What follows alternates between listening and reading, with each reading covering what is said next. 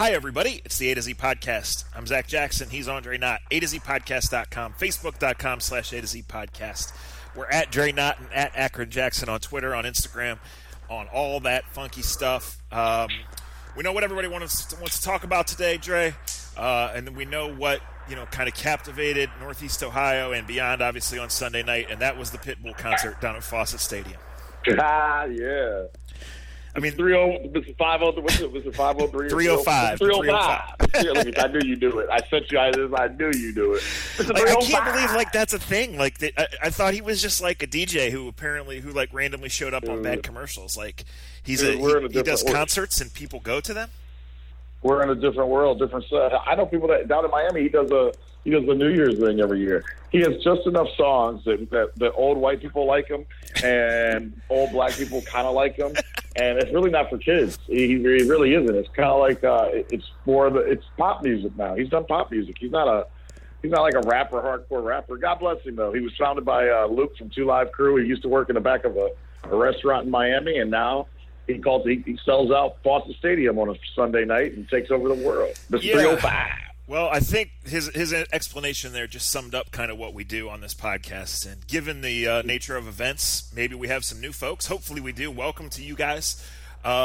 It's Honeymoon Grill in Akron. It's Cleveland Scene and our friends at American Fireworks on Route 91 in Hudson, AmericanFireworks.com that make this happen. But we really believe it's you guys that help it grow. And through all the marketing and the different things we've done, I think the best thing you can do is tell a friend to listen. So those of you who are listening, whether a friend told you, or whether LeBron Mania brought you here, or whether some other reason, we're glad to have you here.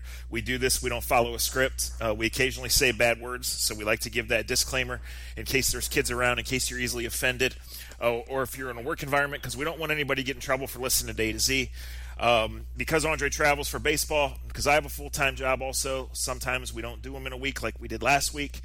And Dre, now that the decision is in, I don't think that was a terrible thing. It sucks that we miscommunicated one time and we couldn't catch each other the other, but there's only so much we could analyze for a decision that now in retrospect was clearly made long ago, right? And I'm surprised. I'm not shocked, although, the mounting evidence lessened that surprise. LeBron is his own man. All sports fans and anybody involved with sports in Northeast Ohio on any level owes him a debt of gratitude. It's been incredible. He remains the best player in the world. There are elements to this that puzzle me. There is a little level of disappointment. There's not near the vitriol, the hate, the presentation. Everything was different than the first time around. So I remain cool with it. I got some questions, and it's not like there was ever going to be no angst, no anger, no feeling of did you sell us a bill of goods to an extent back in 2014. So you'll say this. You'll say this better than I will. So I'm going to stop rambling. That was what I'm trying to say. All right, let me, because everybody, we all have our own feelings, and we all have our right to our own feelings. I saw a friend of mine, a good friend of mine, tweeted something out that was very, very apropos and very dead on in my mind. And I have look. You just read the opening of his school a week ago, which is more important than anything he's ever going to do in a basketball court. I hate that we've made. I get the importance of what sports are to people, and I get they take us away from our everyday lives. And a lot of people in our everyday lives, we deal with a lot of stuff that's tough, whether it be dealing with your own children, dealing with family situations, dealing with the job you don't like, or just dealing with the life that you didn't map out to make, to go the way that you want to go. A lot of people have that issue and are going through that. And sports is a way to get you away from that everyday struggle that is life. Now, in saying that, my buddy Louis tweeted out, the relationship between LeBron and the Cavs is very much like that relationship where one person just won't commit long-term with the other for whatever reason. And once you get to a certain part and you don't want to commit long-term, then it's probably best that we all do just move on and we go on to do something else, because you're not helping either side by continuing the dysfunction of that relationship. The first thing that I'll say is this deal. This is obvious, and it's okay to me. This has been in the workings, or this has been done for a very long time. LeBron obviously didn't want to finish his career with the Cavs, and we can all go into why. There's going to be a lot of talk about Dan Gilbert. There's going to be a lot of talk about his way of life, his way of doing things. But the one thing I've taken from this and just kind of knowing things, I mean, and this isn't a brag, this is a pat on the back. I had somebody pretty close to the situation tell me this was going to happen 2 months ago, and I told Zach. So Zach and I have known, but we didn't. It still was a little shocking because I still want to talk about how I found out and how you found out, where you were at, because obviously in my lifetime, I'm gonna remember the decision in 2010. I'm gonna remember all the decisions of where I was at. But last night I was on the team bus right after the Indians and the Oakland A's, and I tell Tito and I tell a couple of our coaches, and it was, and, we're stuck, and I'm with a bunch of players. And you've been on that same bus trip that I've been on, Zach, from the Oakland Coliseum to the Oakland Airport. Not a long one, but man, we don't have any TV, and it's just all of us, kind of deciphering what happened. The main thing I'll say is this: Ramon James would rather learn business and how to run LA and how to run the world like Magic Johnson than learn how to run the world and be a businessman from Dan Gilbert. I think it's that simple. I don't think it's really about basketball nearly. I don't know what LeBron even has left basketball-wise. God bless him for playing 100-plus games last year. I thought it was ridiculous. But the one thing I look at today, he truly gave – there's not one thing – anybody that's on any radio station, any television station, anywhere, any podcast that wants to – because last time he left, it was you question what happened in the Celtics series. You question his elbow injury. You question this. You question, did he quit? And if you listen to this podcast, I've always said you got to be careful questioning athletes and quitting, because quitting is, accusing someone of quitting in their job is just an unfair thing unless you know for sure that they quit. You can't say that in any realm this time around for LeBron James. He gave everything he had, played in every single game on a roster that didn't really fit him or fit his talent, whether it be the Kyrie Irving move, whether it be letting the GM go, whether you talk about, signing J.R. Smith to the deal they did. Some would say, well, LeBron pressured him into that. For whatever reason, they did not give him a team that he could retire with. And I think that was pretty obvious. And if you really open your eyes today, it's pretty obvious watching them play. That wasn't a team that he could just hand off to Kyrie like he said he was going to hand off to. Remember that? Like, that was his whole – so we should have known a year ago when Kyrie got traded, LeBron was gone. Because this wasn't the setup that he said he'd wanted all along. Yeah, that makes a lot of sense, Trey. And I mean, part of the deal with him, even when he came back with the grand gesture and the great letter and all of that, was he was signing 1+1s. He was holding the leverage, right? And as I've always said, it is not ideal in any organization, any business, any level, anything, to give one guy that much power, right? Because it just makes it uncomfortable for all of those involved, and you don't know. No one man should have all that power. But as I quickly said every time we've said that, right? Tell me what Plan B was. Plan B did involve a parade, right? Plan B did involve 4 straight finals and memories that will last a lifetime, and LeBron getting to come home and making that one promise that outweighs everything else, and that's to deliver the title, and him doing it and standing and screaming into that microphone, Cleveland, this is for you, right? Cleveland! Well, and to go deeper than that, I mean, and I think I want to say, because I saw so much different stuff on Twitter, and then I just stopped looking because there's so many dumb people on Twitter. I think Ben Axelrod said, I don't know if it was Ben, but somebody said to the point, and you and I had this discussion, I would love to find that podcast from right after they won, that you and I did. Man, that's going to be one of the biggest Father's Days of my whole life. I did a baseball game that day. I come home, I'm with my dad, my wife, my kids. I'll never forget. It was one of the best days of my life. The day they had won a championship is something that I'll never forget.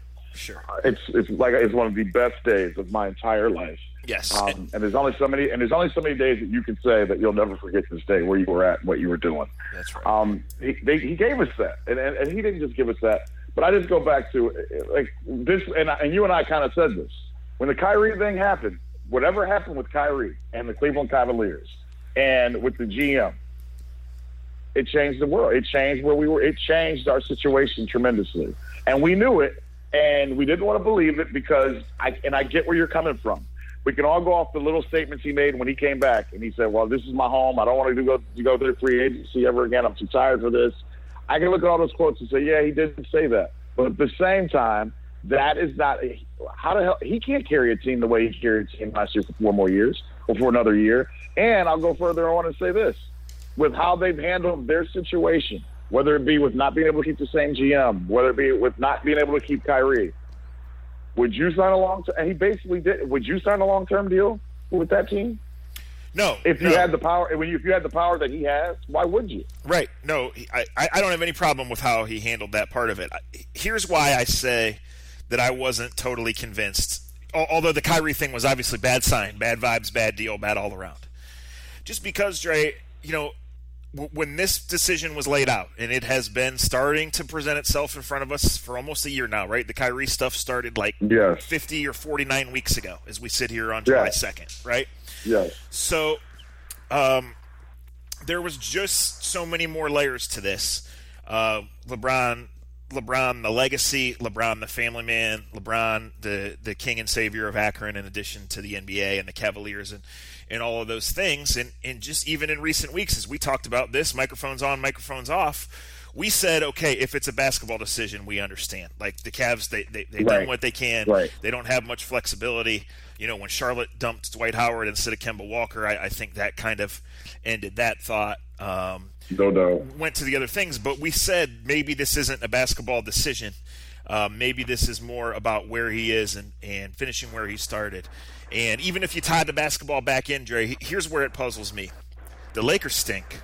And LeBron is a basketball genius, and he, like I said, he doesn't have the best Rolodex in the world. He is the basketball Rolodex. So he's got Kawhi. He's got something cooked up. I mean, he in a year is going to be playing with Kawhi and either Boogie or Anthony Davis. That you can't convince me that this is not already set up to some level, to some extent. I know it is. Right. It is. No doubt. But what I'm saying is, I thought this year, 2017-18, where he insisted on playing all 82, they went through all the drama, even by LeBron standards, even by Cavs standards. They went through all the drama. He got them back to the finals. He played at a level that left every logical person, and that doesn't include the voters, knowing that he was the MVP of the NBA. And when he got that team through the playoffs and beat Boston in Game 7 and got back to the finals for the 8th straight year, I thought this was one of his greatest accomplishments, right? And as I've long said, I don't want to hear LeBron versus Jordan, and LeBron doesn't want to either. I don't want to hear that LeBron's lost in the finals, then got swept in the finals and all of that, because that is so much different. That is comparing apples and oranges. However, by leaving the Cavs and leaving this comfort zone and going to LA, the upside is you can be the guy that saved the Lakers. You can hang another banner for the Lakers and bring them back. But the truth is, for all this stuff that he can't control, all the discussions that I just mentioned, if they don't win, and I don't see how they do, at least for another year, that he deserves all the shit that he's going to get because of who he is and the pedestal that he's on. Well, I agree with the beginning, don't understand the middle, and I'm not saying you're wrong. I think you're right. This decision he is a basketball genius, and what's going to happen is going to happen. But I think he's a genius to know that the Cavaliers, as stated, Nazar, we're going to have trouble getting out of the East next year because Boston is going to be a bear. Indiana has a chance to be a bear. I just see other teams. Toronto, I don't know what the hell Toronto will be. I don't think that matters as much. I think I really believe, and I'm stating it, and I've had a conversation with someone else. This is all about the next phase of LeBron's life, and it ain't about all about basketball. And to him, Magic Johnson, people can say whatever they want. And this is, if you know the Lakers history, there's a Jeff Pearlman, who writes for The Athletic, has a great book about the Lakers and Magic Johnson. It's called Showtime, I believe. I gave it to Matt Underwood like a year ago or 6 months ago. And it's a fantastic read. And one of the things it talks about, I've talked to Jim Jones about this because Jim Jones was on that team, the beginning of that team. And I can't believe me reading something 3 years ago, 4 years ago is coming up in this context, but thank God it is. And in Jeff Pearlman's book, where he talks about the Lakers and the process of drafting Magic Johnson, and how their owner, who's passed away, Dr. Buss, who wasn't even a doctor, he coined himself a doctor. That's pimping right there. Remember that. You can just say that's pimping. When you can say I'm a doctor and put Dr. Buss and then go to school for it, and in LA they call you that, that's pimping. That's a lesson for you kids. But he took Magic Johnson. I'm trying to look at this differently because when he went to Miami, that was like going to college to figure out how to win. He got a class from Pat Riley and how winning organizations run, how you go about doing business, how you go about being a true winner. No one taught him that in Cleveland, and I'm not bashing Cleveland. Cleveland is my home. Like that, those are my home teams. But let's be realistic in this. So in the book, if Jeff Pearlman with this book, hell, we should get him as a guest if you could. Even though I know some people aren't crazy about him, but he's written some unbelievable books about the Mets in '86. This book on Showtime, Walter Payton's book. Oh, Jeff's an incredibly gifted writer. Yes, incredibly gifted. But one of the things he talks about in the Showtime book was how when Magic Johnson was drafted at 19 years old, 20 years old, Dr. Buss, not a doctor, but a doctor, basically took Magic under his wing. And when I say under his wing, there's a lot of talk how he would take him to the Playboy mansion. He had his own little Playboy situation at the Forum Arena. But he also took Magic around LA to meet all the business people because Magic said he wanted to be the greatest businessman ever. He told Dr. Buss, I want to be like you. I want to be able to, I want to be a businessman when I'm done playing. So therefore, Dr. Buss heard that out and he saw that he meant it, and he helped make him into a great businessman by taking him around LA and introducing Magic to all the people he needed to know in every certain way so he could become the businessman he wants to become. So I fast forward this 30 years, and Magic Johnson sits down with LeBron James a couple nights ago in his house, and they talk for 3 hours, and Magic Johnson basically gives the same lines that he was given back in 1979, 1980. If you're LeBron James, and this is where you're at in life, and you can be in LA, and we always talk about movies, this, and we've talked about, well, he can do commercials in Cleveland, and from Akron, and he can do movies from Akron, and he has. I don't know what his goal is business-wise, but if you want to be a billionaire, you want to make a ton of money, you want to own teams, who would you rather look up to and trust? Is Magic Johnson or Dan Gilbert? And I think it's pretty simple and pretty easy. I think most of us would say, and this is no heat towards Dan Gilbert. I think most of us would look at Magic Johnson and would be like, this is the cooler route that I'd want to go. I don't think it's about basketball. I just in talking, I think because he's not going to win the West next year. He's not winning He's not winning the West. That team is no matter who they get, whatever they got planned, and they got their plans, they got their ideas. They're going to get better, and they'll get in the playoffs. But man, the West is a bear. If Anthony Davis stays in New Orleans, they're going to be a bitch. Houston's going to be a bitch. Golden State's going to be a bitch. Portland's going to be a bitch. Like if you go as is right now, yeah, you got LeBron, and who knows how everything will work out. And maybe Ball turns into a fabulous point guard, and Kuzma looks like he could be a great scorer. Ingram looks like he could be a great scorer, but he's skinnier than my left leg. Okay, that's a lot of ifs. They still are going to be a bear to get out of the first round of the playoffs in the West. If he's the basketball savant that we all truly know that he is, this ain't all about basketball, people. This is about where LeBron James will be at 40 years old and what he'll be at. Will he have his own Starbucks and movie theaters in Randall Park Mall? I doubt it. Randall Park Mall got shot up. Magic had a theater there once. I went to it. Exactly. Okay. Exactly. Not arguing with any of that. But let me ask you a question, and I want a one-word answer. Okay. Okay. Would LeBron at 40 years old be absolutely dominant in the business world, whether he spends the next 5 years in Sacramento, L.A., Atlanta, Brooklyn, or Kazakhstan? Yes. Okay. So then let me ask you this question, and this I think. Let me ask one back though. Okay. What's the realm of he's going to be? Because this is he has to know he's not going to be the same basketball player in 2 years that he's been his whole life, right? Okay, but let me ask you this about paths. All right, because we know the East. Yes, the East is getting better. I mean, Boston and Philly are growing up before our eyes, right? But let me ask you this: this is a likely scenario. The very bored, very tired, very uninterested Golden State Warriors jog through the regular season and finish with the third seed in the West because, like the last three Cavs teams, they don't just give a darn, right? Nope. And the try-hard, misfit, Lance Stevenson, JaVale McGee, Los Angeles Lakers finish with the sixth seed, and LeBron goes home in the first round down 4-1. You there? Yeah. Sorry. So Okay. that was a bad time to get cut off. So LeBron, Lance, JaVale, and whoever else it is, and Lonzo Ball maybe not, go down 4-1 in the first round of Golden State next year in a 3-6 matchup. Does LeBron feel like he made the right move? You got to ask Savannah. Well, I don't know. I mean, yes. Well, yes. That's. I think he knows. That's my point, though. I think we're so caught up in, and we should be caught up in that. What else would we be caught up in? To me, and not knowing everything, the story's not that to him anymore. He's proven it by going to the finals 8 times in a row. See, Shaq made a great point when he said he should just say Cleveland, his legacy is his legacy. But I think that's the point of what he did. We're not changing what he did in Cleveland or Miami, regardless. He may not make the playoffs. I think at some point in time he wants to win one in LA. But I just think he's what else does he have to prove? We all admitted and all agreed he wasn't going to beat Golden State from Cleveland, right? Well, you just said it. You just said what I was trying to say before. He has been not only has he proven it with his actions, but he said it with his words. What else do I have to prove basketball-wise? So I guess my question is, why go to a situation now where you have it all to prove again? Well, because I think that's the motivation of any great athlete, number one. Sure. And he has been motivated by that. I think Savannah was a magic word too, because look, this was set up. This was set up long ago by Magic, by LeBron, LeBron's boys, the agency that we all know were clearly on board with it, right?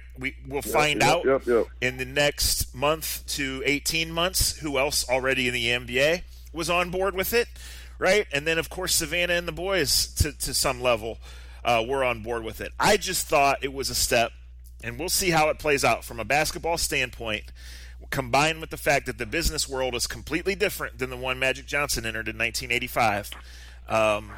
I just thought it was true, but be careful with that, because the people that still make billions of dollars, they sit in way different rooms than you and I sit in. And other people that's sit for in. sure. That's for sure. And Magic Johnson can get him in those rooms. Not that he couldn't get into them before, but I think we say that we don't. I'm admitting this, as my wife's a business owner. And it's one of the conversations we constantly have, is that, like, if I need to help somebody, like you and I, you've helped people get internships and jobs writing. Mm-hmm. You've helped people in our business grow. I've helped people in our business, in the world that we know, grow. Does that mean that the kids that we've helped or get a connection to this person or get an interview with this person, does this mean those people couldn't get those interviews or those connections if they never met us? They probably could, but we help that step in between to help get them there. And my wife and I talk about this in her business all the time. There are groups of people. She knows tons of nurses. She knows tons of people that work with kids that have special needs. But when you need a business, there's different leaps and bounds of people that know each other that help business happen. Is all I'm saying. So the Magic Johnson, to me, it's a low blow on the Magic Johnson thing because the business thing. Yeah, because he owned a ton of Starbucks and he became and look at the money he's made. He's owned the Dodgers. He's been a part owner for the Lakers. He knows people that LeBron doesn't know, whether it was 85, 95, or 2005. Right. He knows I just money think, people. When Magic came up, him getting to L.A. was – you're right. I mean, you laid it out there perfectly. I'm not sure that needs to happen now because I've seen megastars come through Cleveland and Oklahoma City, right? But we're talking – I get what you're saying, but it's not – it's different. Megastars, sure. He's trying to be something that no one else has ever been. He's trying to, whether it happens or not, I don't know. Yeah. Let me sum this up. I think there's a real chance that in 3 years, ESPN has a Sunday conversation where LeBron and Kobe both got their feet up, sitting poolside, cigars in their hand worth more than we're going to make this year, right? And both sporting their Lakers rings and talking about the different times and the different generations and how it's been passed along and how Kobe did what he did and LeBron brought Showtime. I think there's a chance that happens. Right. I'm just saying in the meantime, I think there's a greater chance it fails from a basketball standpoint and LeBron brings on unnecessary and extra scrutiny, much of which is unavoidable because of his greatness, right? And that legacy, which he, as we've mentioned and he has mentioned, he has nothing left to prove. I just think he left open another chapter of proving it. And maybe he will, because I'd be really stupid to doubt him, right? Yeah, well, let me ask you this. Let me ask you this real quick. what decision could he have made that he wouldn't be scrutinized? Staying in Cleveland would have been the less, much the less on that end of thing, that spectrum. But he still would have got. He still gets it. Yes. Because as you said, it's still the dysfunction of dysfunction. It's still the moodiness. Well, let me say this, Dre. The hating of it. Well, I want to make sure I say this, and maybe this won't be super popular, but this is how I feel. Okay, I wrote the article last week about the school, and we know that this is his forever gift, and it is incredible, and it's one of many things. I mean, even if he didn't do the school and sign his name to the school, there's still 200 things and 20,000 people in Akron he's affected, right, positively. Right. However, I didn't like that he put with his quick little Instagram post following the press release. I didn't think that he needed to put the school in there because I don't think that you know what I'm saying? I don't think that he needed to say that. I think that's something that goes unsaid. That felt like a little bit of a reach to me. Well, he's not always had the smartest PR people next to him. I'm just saying that doesn't. I hope nobody takes that as diminishing the school project, the enormity of it, or what it is. And it certainly doesn't diminish any of the basketball thing. And like I said, he came with one mission to win one title, and he did. In the meantime, they got to 4 finals. They had all sorts of crazy success, and people will always remember that. You said it was one of the greatest days of your life. I will always remember it. I'm just saying the flip side is this affects lives and the economy in Northeast Ohio.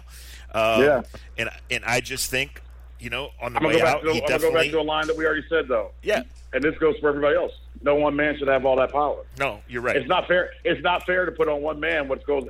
Does it change our economy? Does it change what happens? Absolutely. Not fair, though, to put on one man to control that, to have that type of control over anybody or over any set of places. So I get to me, he came back. He did what he said he was going to do. How many athletes do that?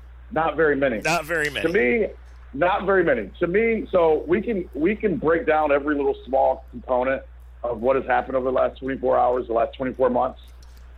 And we can break down, he said this, he said this, and he didn't do this. At the end of the day, the guy said he was going to come back and he wanted to bring a championship back to Northeast Ohio. Mm-hmm. He did it. He made that choice to come back. Nobody forced him to come back. He did it against the thoughts of the group of people that were around him, the people that work for him and have names, quote unquote, because of him. All were against that move. All said, stay in Miami, go to LA then, go anywhere else. Don't you dare go back to Cleveland. Fuck Dan Gilbert. He was an asshole. He can't stand you. Your mom doesn't like you. You don't like him. Your family doesn't like him. And he came back for 4 years, and he gave the best 4 years that any of us have seen in Cleveland sports. At the end of the day, I don't agree with everything he's done. Why? Because he's a man, and every man has faults, and every man has issues, and no man is perfect. But I will give a guy props and give a kid props because he's done more for Akron and more for Cleveland than any athlete ever has or ever will probably. And that's off the court. Nobody's perfect. So did he do everything perfect? No. And you can say that about what he did after the signing, and I see what you're saying. But does that really matter if over the next 5 years, 3,000 kids go to that school and get better schooling than anybody else? It doesn't. No, Those things are completely independent. I'm just saying, I think he went out of his way on the way out to give a fuck you to Dan Gilbert, and that kind of went against it. That doesn't. But once again, who's to say? Because I've had people say to me, he did try to stay. He was trying to get other players to come here. It wasn't working. We've known for anybody that's been around Dan Gilbert. We've known stuff. He never came back for Dan Gilbert. He came back for Northeast Ohio. And anything he does towards Dan Gilbert is not. And Dan Gilbert, again, congratulations. Thanks for letting your PR department write a nice story, nice letter. It came off the way it should have. It was right. Everybody handled themselves like adults this time around, right? No right. question. Yes. Yes. Absolutely. But for you're not surprised the middle finger was thrown up to Dan Gilbert on the way out. If that was even the middle finger. We don't know exactly why, but look, do we all have our moments where we do something a little more childish than we should because we've let things build up over time and really get to us? I have to admit, at 40 years old, I have. Well, sure, and he was 25 the last time he left, and I was thinking about that earlier. I mean, the way you handled an exit, right? The day you graduated high school, you probably wanted to come back with 2 middle fingers up and get after every kid and every teacher that spited you, right? Absolutely. And right. then 3 years ago, when you moved jobs, it was kind of like, hey, thanks, this was great, guys. Wish you all the best. Call me if you need anything, right? It was just you were in a totally different place in life. You understood you didn't benefit from burning bridges down on your way out as much as you want to, for sure. Because that's a human nature thing. It really is. Okay, 2 quick things. And I had like $1,000 in the bank. He probably has about I don't know. And that's the thing. Yes, like his decisions are different, but there are layers to this that involved his family, his long-term goals, his short-term livelihood, his everything. You know that he is still a real human being, even though he doesn't come off like one, right? Even though he's marveled us for years he isn't one. There are human layers to this, and we'll see how this plays out. Keep your thought process. What you're saying. I saw something on Twitter. I just want to say something. Okay. I know news stations make a big deal about banners and things of that nature. This is exactly why you don't canonize a person and throw up banners and shit like this. Put up banners and you put up trophies after a person retires. Because then because now, like, to me, like, the whole thing is, what are they going to do with the banner? Well, he didn't tell you to put it up there. And when you romanticize a human being, once again, the line of this, as you guys already know, one man should not have all that power. Well, look, and it's not all his fault. Yeah. You just said it, but you outlined the LeBron conundrum because, of course, this is his greatness. This is his 2 stints, taking this organization to its greatest heights. This is his 2 stints as the hometown hero, the kid who was completely overhyped and lived up to it and surpassed it, right? Who did all these things, who came back as the conquering hero and conquered, and then made up his mind he was leaving, and we see where it goes from here. So 2 quick thoughts, and we will examine this more, and the Cavs have had time to examine this, so you hope that they're prepared. I mean, is full-on tank, just your gut feel, 30-second answer, is full-on tank the way to go? Go ahead, repeat that, I'm sorry. Is full-on tank the way to go for the Cavs right now, 2018? Yeah, because they got to protect the 10th pick, despite Bill Simmons not knowing what's going on. Yes. Yeah, so you try to get a top 10 pick again. I mean, let's be realistic. How is the top team? If you're not Boston or LA, and I know that some people, that's peeling back a Band-Aid a day or 2 early on some people right now. It really isn't for me. Let me just say this. My thoughts go out to all the hardworking people that work for the Cavs, that are faceless in these moments, in these times, that have worked their ass off, that have won awards, that have gone out of their way to work extra hours and time and places. Yeah. And we all know Sabo is one of my best friends in life. He's like a brother to me. I think about those people more than I worry about Dan Gilbert or LeBron James or the players. Those people have worked their asses off and given a ton of their time away from their families. And their lives are going to be different. They still got jobs. They still are going to work. But, yeah, the tank job should be the result because, as you and I know and most of our smart listeners know, to become a champion in the NBA or to be a team that's relevant in the NBA, the only other time the Cavs were relevant was in the mid-'80s or whatever else when you had in early '90s. When they drafted Hot Rod Williams, made a trade for Larry Nance, drafted Mark Price, drafted Brad Daugherty. They had to be very shrewd, and they had to do it the right way. But the patience or lack of patience that we have in our day and times right now, can that happen again? I don't know. Dan Gilbert hasn't shown the patience in anything that he's ever done. God bless him. He owns half of Detroit and half of Cleveland. Yeah. Congrats. But you're going to have to show some patience. You're going to have to do this the right way because how did Milwaukee get as good as they did? They drafted the freak. How did a team like Philadelphia get to where they're at? Even though Philadelphia's a big time city, they drafted these guys. They went full on tank and drafted these guys. Full on tank, and they drafted these guys. Yes.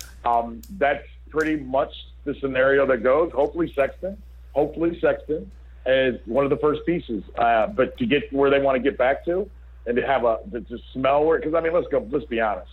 Boston's about to go on a run like no other. Boston's about to be Boston and Philadelphia for the next 10 years. If, with health and everything falling in the right places. So, yeah, you asked, and that's my long answer. I don't even think it's a question, brother. I think you just start doing it. That doesn't mean you do it today. You can even start the season with Kevin Love. You can start the season with J.R. Smith. But as the season dwindles down and as you realize how bad you are, You better move these guys to teams quickly and go ahead and start losing those games. The other thing is, I just thought of this, and the Cavs are in a no-win situation, so I'm not going to bang on Kobe Altman. But when you saw that, when the paper went through, I won't say who, somebody said to me, and you think that trade with the Lakers is really worth it now at the trade deadline? Well, yeah, it was, because they had to go for it. Yeah, and it helped them get back. I'm just asking. You're right. It helped them get back to the finals. I don't think there was any espionage there. I'm glad you brought that up. I don't think there was any espionage there. The Lakers were going to create that space one way or the other, right? You painted yourself into a corner with IT that you had to make that trade, the Lakers were going to clear that cap space. They just were. The Lakers have pointed for 2.5, 3 years now to these next 2 summers, right? And LeBron James was the apple of their eye, and they got him.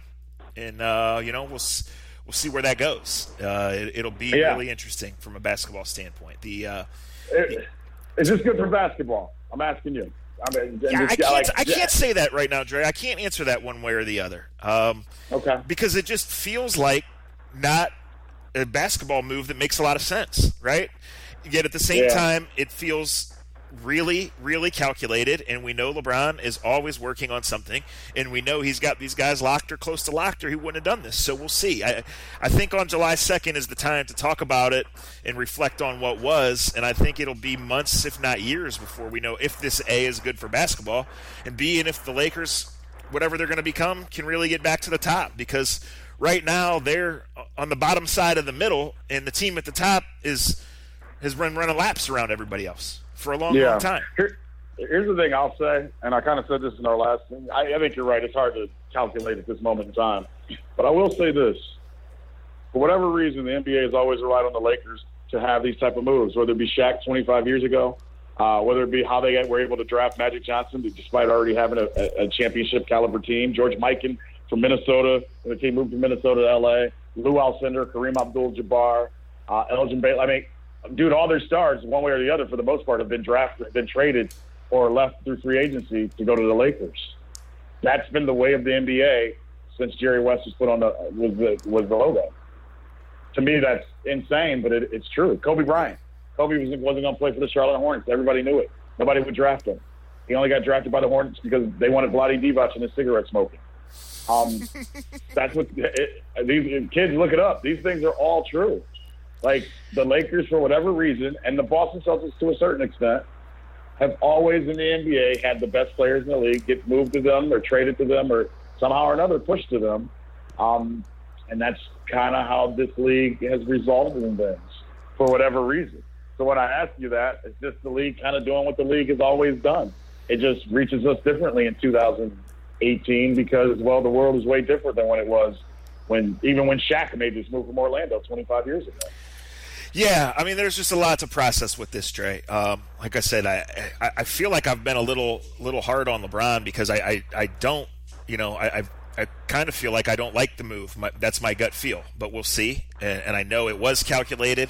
I know it is calculated. Thank you for the time here, and we'll see what exactly he has cooked up because the basketball math doesn't add up. And the second thing about the banner, and I think you made a great point about just this is what you do and this is how it's been, and it causes some awkward moments, right? For sure. I'm only half kidding when I say this. If I was Jimmy Haslam, I would go full troll. I would not only buy the banner for my team and announcing that we're back and we run Cleveland again, but I would say something like, we promise the Browns will be back soon. I would go full troll on that. And I'm only half kidding when I say that. That'd be pretty good. Yeah, that's just my thought. Like I said, I've processed a lot of thoughts. I was in full chill mode last night. I was in full chill mode last night. I fired off. I didn't have to write a column. I fired off a couple of, smart-ass tweets. I heard from people in the basketball community. I heard from people that I know, through different relationships to LeBron and to Akron. People process it differently. I intentionally stayed away from radio, both national and local this morning. A, because I was legitimately working on other stuff, and B, I just wanted our thoughts when we talked to be our own.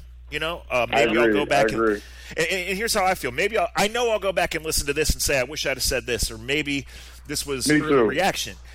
I'm going to say this. I fully thought that when we gathered here today to do this that there wouldn't be a decision, right? And I fully thought that we would go over some of the things and the thinking and knowing that the evidence had pointed to L.A. And whether they took that Philly meeting to appease somebody, whether that Cavs conference call was really 2 minutes or 20 minutes or 2 hours, I guess we'll never know, at least not for a long time.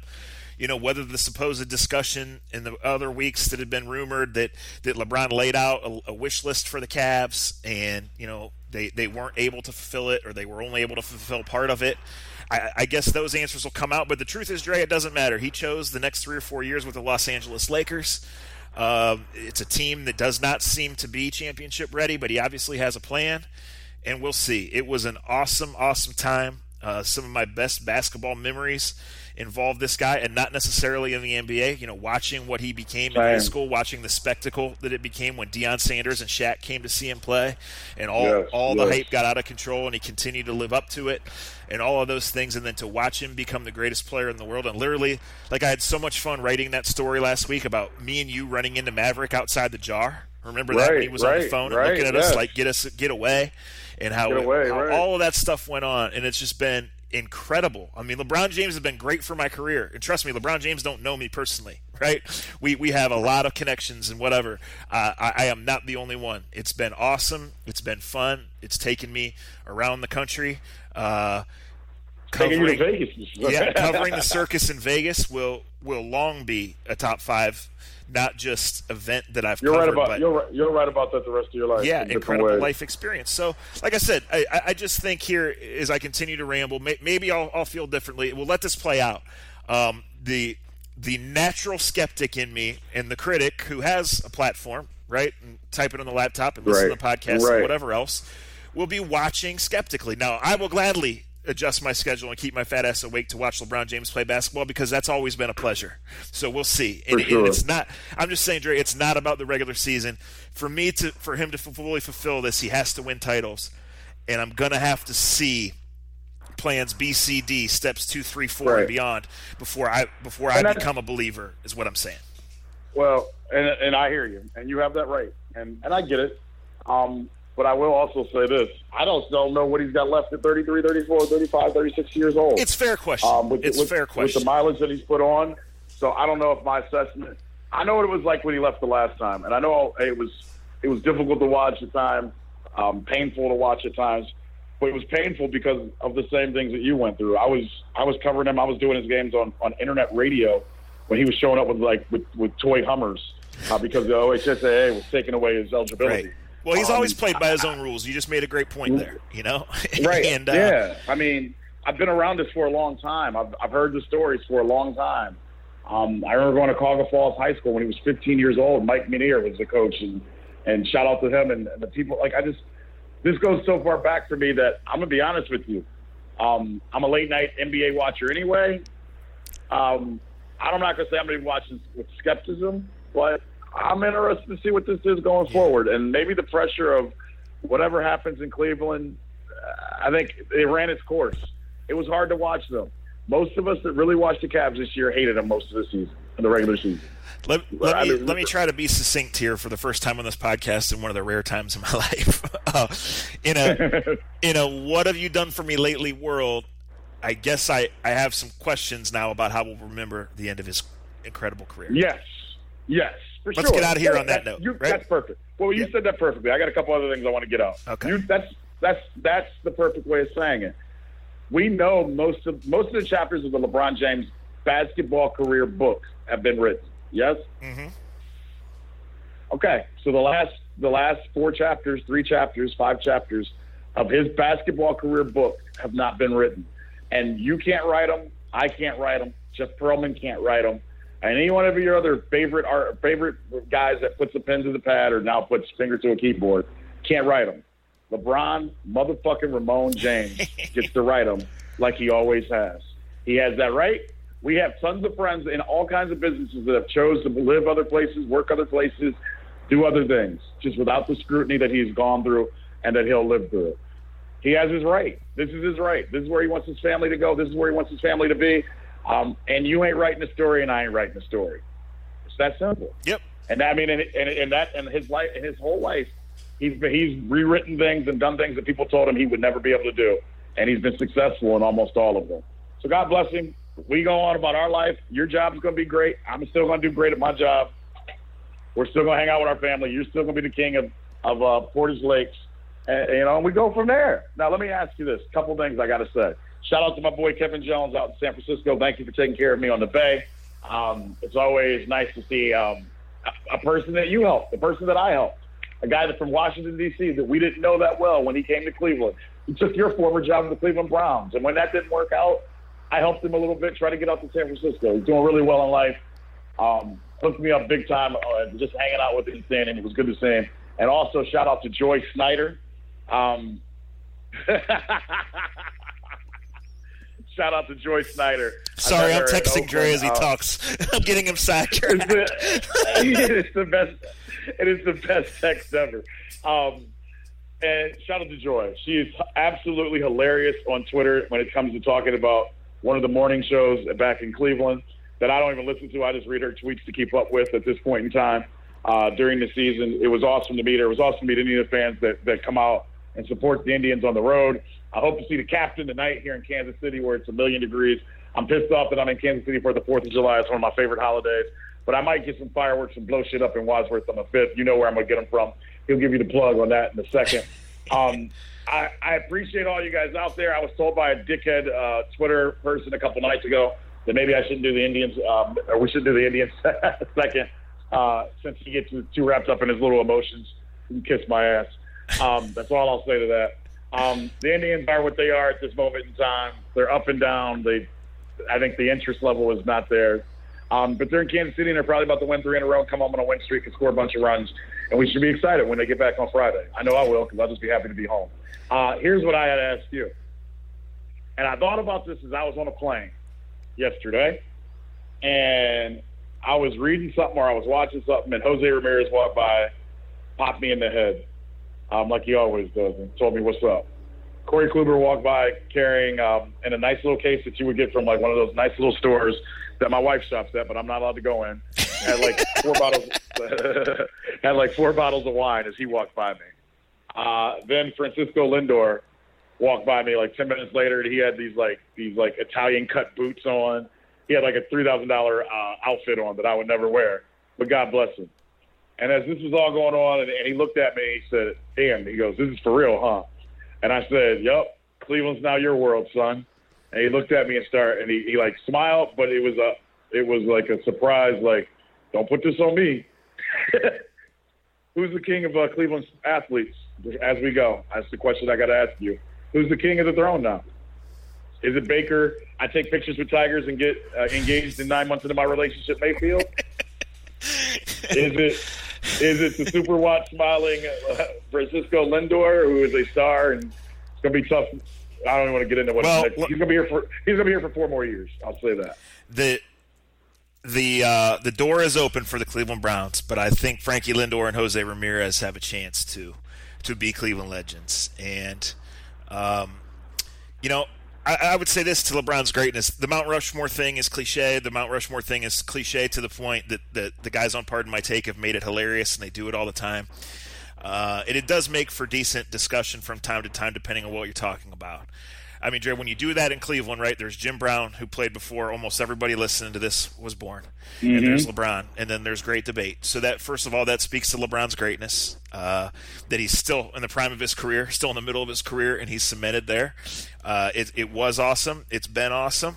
On a personal level, I would have enjoyed watching LeBron Jr. play high school basketball. I really would have. Yes, for sure. That bothers me. It hits me more than anything else at this. I wanted to watch LeBron Jr. at St. V. I did. Yeah. So look, there's a lot to process here. Thank you guys for listening. Frankie Lindor and the Cleveland Browns, You're on the clock. American Fireworks. It's where to go, guys. I retweeted. I retweeted on Saturday a coupon, 50% off. They're good folks. I don't think you get the 50% discount if you go in there and you tell them you know A to Z, but they've been known to do it. AmericanFireworks.com. They're always open. It's easy to get to. It's right on 91 in Hudson. It's not far from the Turnpike. It's not far from 480. They are great folks. They are Cleveland sports fans just like you. Thanks to all you guys for listening. Facebook.com/A to Z podcast. Give us a like.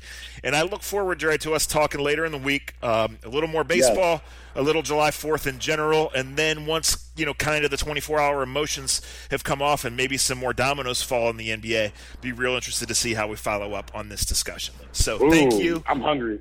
You said dominoes. Enjoy that barbecue in KC, buddy. You're still living good. I'm still living good. I can't wait to get home. I'm going to blow shit up. American Fireworks, I'm going to holler at you. I get back late, July 4th. I'm talking to you because I know you're listening. I might come through and I need more than 50% off of all the extra shit that you don't sell for the 4th of July. Like I said, I'm going to do a July 5th. You're such a gifted negotiator. Hey, this is what I do, son. So I learned last week that when American Fireworks does a show, right, that they basically, the pricing goes something like this. Like if you want to shoot it so high that your neighbors can see it, it's one price, and then you want to shoot it so high that the next block over can see it. It's up $500, and then 5 blocks over, it's $500. Right. And when you shoot it way in the sky for one of these big ass shows, that's how it goes. So I was trying to come up with a joke that maybe you can get the short guy special, maybe just keep it on your own eye level. But you already maneuvered for your own discount, so I'm gonna let you work with that way. Yeah, let me do my thing. Hey, I taught my kids on Easter. I do this with my wife for Valentine's Day. When you buy the chocolate the day after the holiday, it's usually 50%. 65% off. Why can't I do it with my fireworks? Hey, listen, you gotta have a plan in life, son. You gotta have a plan in life. Absolutely. If you want to support the podcast, if you want to sponsor, if you have feedback, again, we're at Dre Knott and at Akron Jackson. You can email us too. You can find that rather easily. We do appreciate you guys listening, being patient with us when we can't do this, and telling us you're ready to hear us talk when big things happen. This was a big thing. We hope we were adults about it, and we'll see where it goes from here. He's Andre. I'm Zach. We'll see you next time on A to Z. No one man should have all that power. Konnichiwa, LeBron.